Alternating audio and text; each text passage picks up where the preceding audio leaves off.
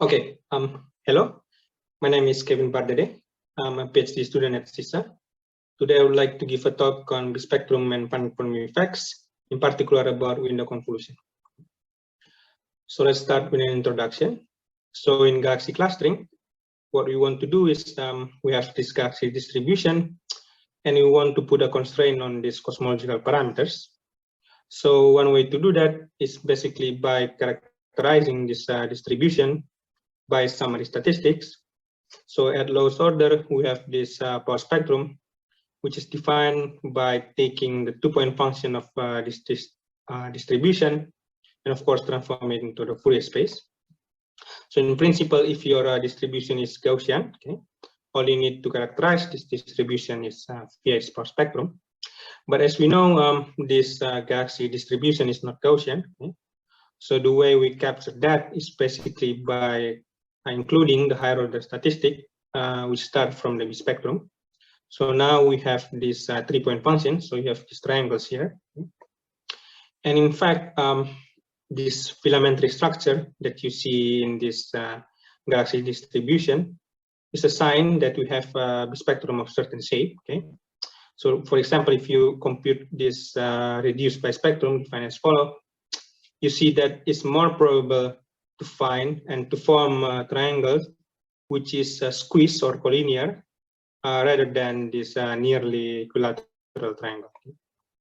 So then it's not too surprising that given that this bispectrum at non-trivial information that you don't have in the power spectrum, that you will gain much by including this bispectrum in your cosmological analysis. So for example, here I show a recent analysis on both data. Okay. So here I want to point out the comparison of including the bispectrum monopole into the analysis with respect to the power spectrum only, which is this blue contour, for example, in here in the constraint on cosmological parameters. Okay. And you see that here, for example, compare the blue and the red contour, and the red contour including the bispectrum monopole, they gain 10% improvement on sigma 8. Okay. And it's even more important if you consider cosmology beyond standard model. For example, if you consider this constraint on primordial non-Gaussianity, for example, here in the local type, okay, and you have that by including bispectrum monopole, you have 20% improvement. So a natural question to ask is what about the bispectrum multiples? This has been done in this paper. Okay. This is led by Federico Rizzo and Chiara Moretti. And let me first actually define what is this bispectrum multiples. So the idea is simple. So we have the original triangles that characterize this bispectrum, but we also need to remember that galaxies are not observed in the rest frame. Okay, so we need to characterize that because so it's not in the rest frame, so it's shifted by this specular velocity. So it has sensitive.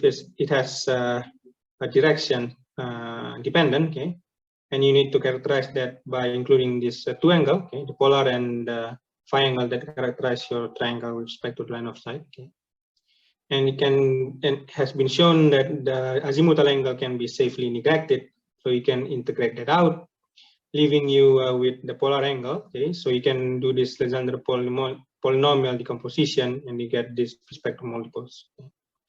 And at tree level, you can show that only even multiple exists. So you have B0 monopole, B2 a quadrupole, B4 hexadecapole, and so on. Okay. So when I enter into this calculation, basically enter here, this anisotropic spectrum can be computed via standard perturbation theory.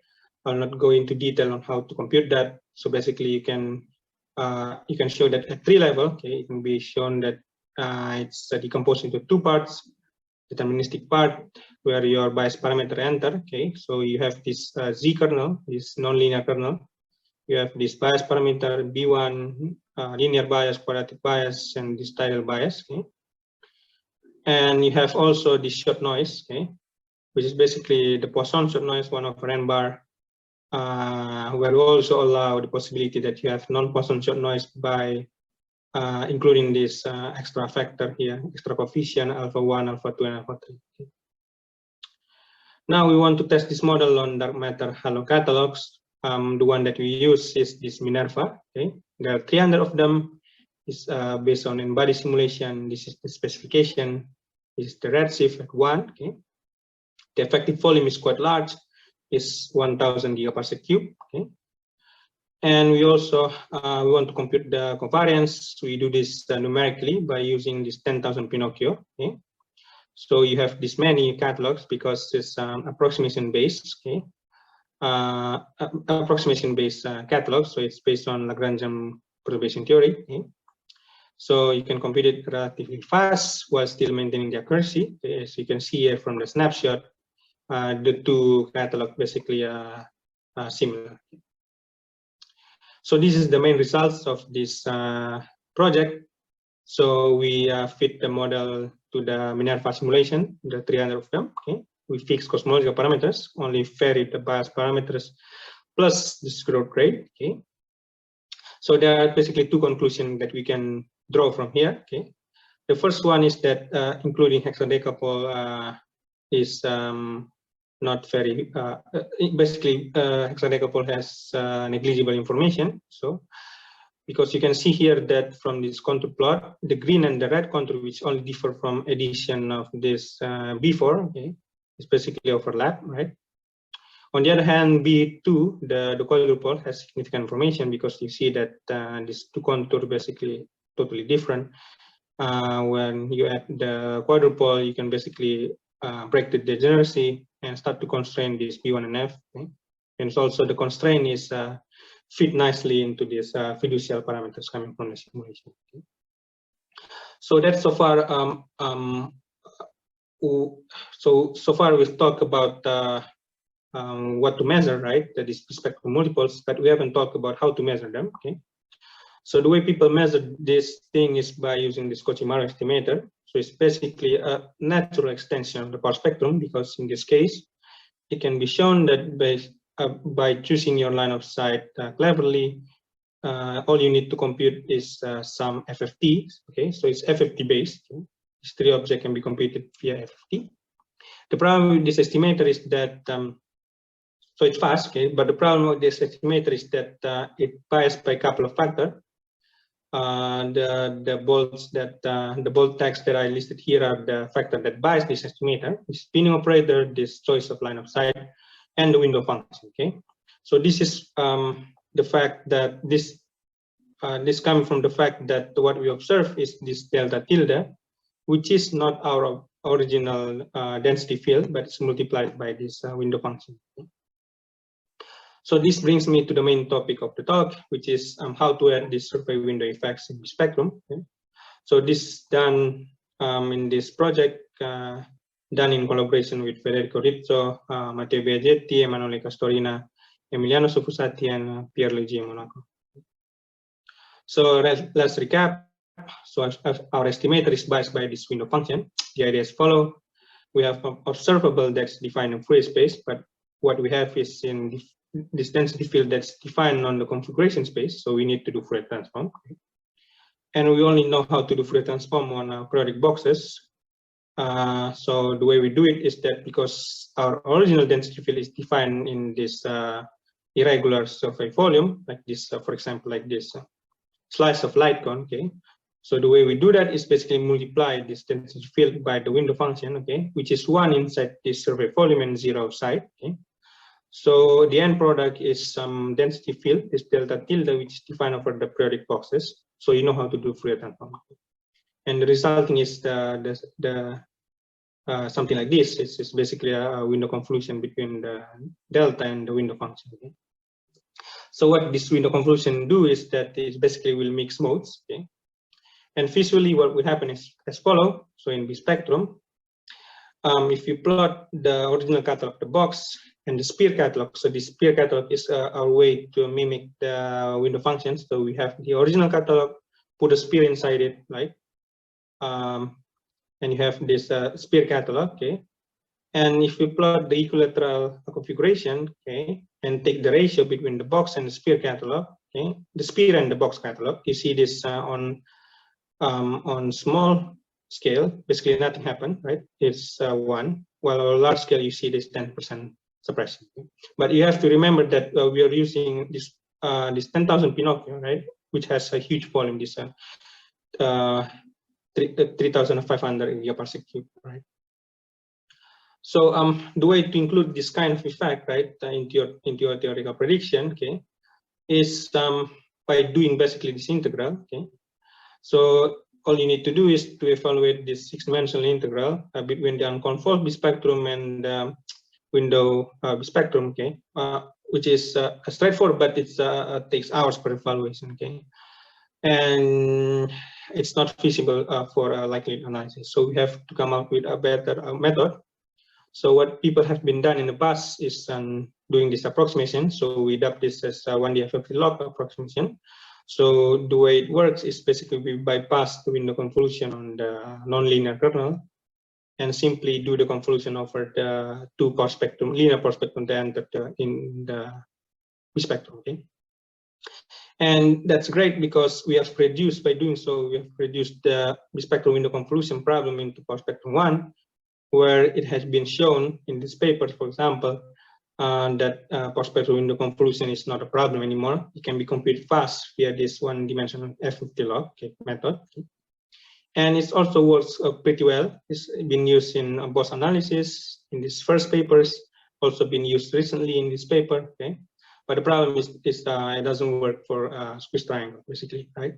Where it's not a good thing because we have we expect, for example, like a local PNG, the signal will be picked on squeeze triangle. So basically throwing a lot of valuable information. So what we want to do is doing this exactly. So take the Cosmology estimator, take the sample average, and do the whole integral, right? Find a formulation that can be can evaluate this integral quickly. So we have a remark here that a window-free estimator has been developed recently. So it's been developed originally in power spectrum, but has been extended to spectrum also. So back to our main project. So this is the what we show in this paper. The main result of this paper is basically we have shown that the bispectrum window convolution can be cast into 1-dimensional integral. Okay, so it's basically a multiplication indexed by this triangle indices and multiple moments of the bispectrum. Okay, so all you need to do to do this bispectrum window convolution is basically to evaluate this metric, the matrix multiplication between this mixing matrix and the unconvolved bispectrum. Okay, so this mixing matrix will couple different multiple moments of this bispectrum and also couple different scales because it couples different triangles basically. So we also show that the mixing matrix can be computed via 2-dimensional FFT log. Okay, so in the sense it's natural extension of the power spectrum case. Okay, so it's a 2D FFT log of the window 3-point function multipoles. Okay. So we want to test this model. Okay, so we test it on spherical window convolution in real space. Okay. So in real space, because basically as you can see here, the full case is basically a linear combination of the monopole-like convolution. Okay, so we're basically taking out one term, and spherical window convolution because now we can evaluate this 3-point function of the window analytically, and this is the results, the slices of the 3-point function. So you see that the lower order multiples dominates, so we have a natural cutoff to include in the analysis. And the spear catalog that we use is this Minerva and Pinocchio one. Okay, as the original catalog just put a spear inside it. So this is the results. This is for the full set triangle. So we do this fit on Pinocchio mocks. Okay, so the way it works is that we compare the measurement, the average of the 10,000 and theoretical prediction, where theoretical prediction is average over bias parameters coming from the box analysis. So we run initial likelihood analysis on the box, obtain the bias parameters, so fix cosmological parameters, obtain the bias parameters, and use that as an input for the both methods, the exact one, the 2D one, and the approximation here. Okay. And as you can see from the plot, that the exact method works pretty well. It's all within 5% for all scales. So we plot here as a function of K1, where K1 is the largest size of the triangle. Okay. Well, the approximation case is not too bad either. It's within 5% for most of the scales. but it's kind of oscillating, right? Which signal that it's sensitive to the shape of the triangle scale, and also starts to grow on large scale. But on the other hand, if you put a constraint on triangle that you observe, right, you will see that, for example, if K1 larger than 10 kF, where kF is the fundamental frequency of the box, basically you throw away all the squeeze triangle and you see that the Bode method is quite stable, even the approximation one. Okay? So we also do this on likelihood analysis. So we also do likelihood analysis of this using these two methods, and it's done also on Minerva data. So it's a more realistic volume. Okay. So for example, here we list some comparisons. It's basically 10 times the one of the bin volume of the Euclid, right? Okay, so it's comparable to Euclid volume basically. And yes, you can see here from the 1D contour. Okay, so you basically Bode method basically can recover the bias parameters coming from box. Okay. Right, but on the 2D contour, you see that because this bias parameters is correlated. Okay. So you see that I'm comparing the exact method, the green, the orange and the green one, the exact and the approximation one, you start to see that they start to deviate into the 2 sigma region. Okay? So that's one thing to take into account. Okay? So we've done this by fixing, as you can see here, we are fixing cosmological parameters. So we've done this likelihood analysis fixing cosmological parameters. But we expect that even when you vary cosmological parameters, where you need to do this convolution repeatedly, okay, it will not put a much burden on cosmological to the chain analysis, because it roughly takes 2 seconds to do this window convolution, okay, which is comparable to the typical Boltzmann-Sobel call. Because as you can see here, is basically to do mathematical multiplication. Okay, you need to evaluate the spectrum and do the mathematical multiplication, and it roughly takes 1 second each. So to conclude, we have shown that including the spectral multiples is important, but it comes with extra modeling complexity, like survey window effects. But we also have shown that we have an efficient formulation for spectral window convolution. And we have tested the formulation in the ideal case of spherical window convolution in real space and obtained good results. This method will be useful in future surveys when you want to extract signal free from systematic effects. That's all. Thank you.